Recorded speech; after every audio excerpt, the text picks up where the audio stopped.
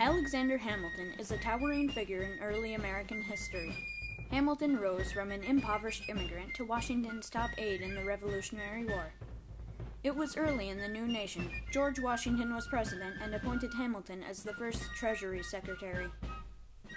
In the late 1700s, Alexander Hamilton revolutionized an archaic financial institution which was completely bankrupt and created a central financial system that is still used today. The period preceding Alexander Hamilton's term in office, especially during the American Revolution, was characterized by chaos and instability in the financial system. Hamilton was George Washington's top aide in the Revolutionary War. He saw firsthand the lack of finances for the troops and compared it to what the British could do. Financially, the British had a stable, centralized taxation and credit system, and the people had proper representation. In addition, with the Revolutionary War in full swing, the British were counterfeiting the continental dollars like there was no tomorrow. This counterfeiting led to the well-known phrase, "not worth a continental." The Articles of Confederation were adopted by the Continental Congress in 1776. The war debt of the states and the national government was rising, and under the Articles of Confederation they had no way of repaying it. The Articles of Confederation gave the government, both state and national, no power to tax, and without this power they couldn't borrow sufficient funds.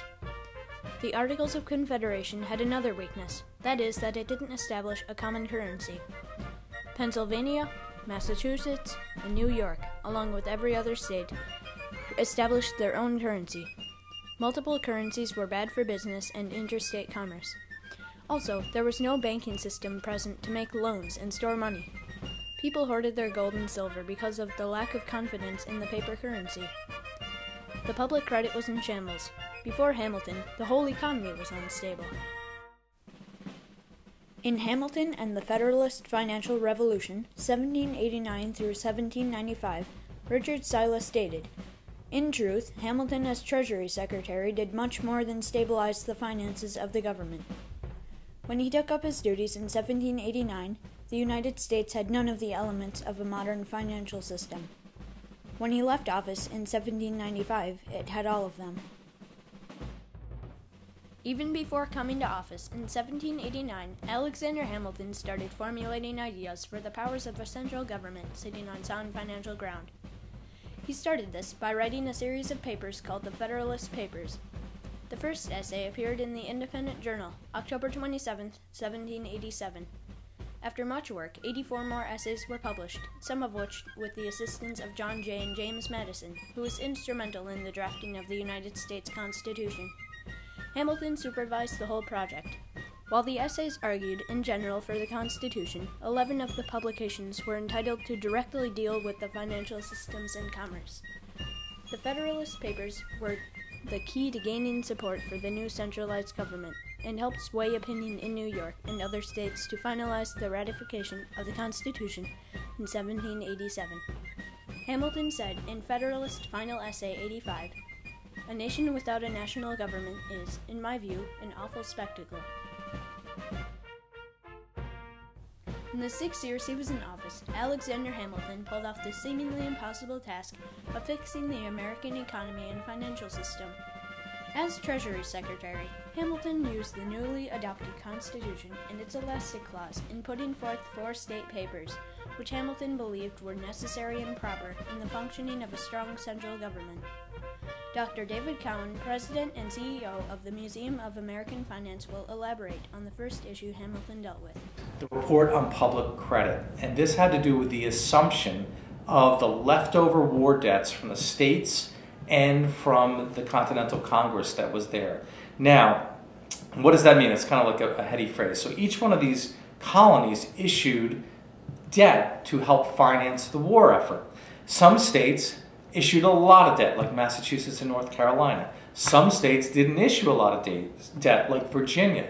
So Virginians were saying, why in the world would we assume, this new government, those old war debts? Why am I taking over debt from an individual from Massachusetts? This is very similar to today, where Germans are grappling with this Greek debt. Why should I, as a German, take over Greek's debt? Same thing. Remember, we weren't a country yet. Virginia's saying, well, I'm not paying for those guys up in Massachusetts. So it's deadlocked in Congress. Now, Hamilton, this is the first critical piece, that we need to honor this debt. And it's about $75 million worth all in. And so the most famous trade in American history takes place. He trades the Virginians the capital to be on the shores of the Potomac 10 years from that date in exchange for them agreeing to honor the debt. So that's his first piece, and we have a very piece of that assumed debt, and I love this one because it's the debt of a Patrick Henry. And Patrick Henry, of course, said, give me liberty or give me death. And here we have his assumed debt, and you can see even the hotheads had bonds in their country. Second, Hamilton created the first national bank in the Report on a National Bank. These banks hold confidence, i.e. the banks use gold or silver to back up the paper currency that was issued. Third, Hamilton was a great supporter of manufacturers, so he created the Report on Manufacturers. In this, he asked to expand their supplies so that the demand will grow and there would be an increase in revenue to both the workers and the government. Fourth, addressing further issues about the Articles of Confederation, Hamilton created a report on a mint, which set the dollar as it is today. It's the same in every state, making interstate commerce and business a breeze. Dr. Cowan explains this new model. We call it a diamond growth model in running the bases, so just bear with me for a sec. But at home base, it's like a baseball field. You get a good government in place, and this is a government that respects private laws. You know, you have rules and laws of order, because if you don't have laws, you are completely lost in the society. But so then you can have private property ownership, corporations, and these other types of legal entities that help you get a solid base. Then you get to first base, and at first base you have a financial system, including banks, markets, users of capital, and savers of capital that all come together. Then you get to second base, where you unleash your entrepreneurs. Some don't make it, but some do. They can tap into the capital of the financial system and try to build their company. Just a few do make it further and grow into large companies. At third base, you can get large companies that can grow, employ people, and help support the economy. Hamilton and the Federalists instituted a central bank, which facilitated the movement of trade. They also created a stock market and the use of gold and silver to back up paper currency. All of these factors improved business and created confidence in the system. The Anti-Federalists, led by Thomas Jefferson, claimed this was inappropriate, favoring an agricultural economy.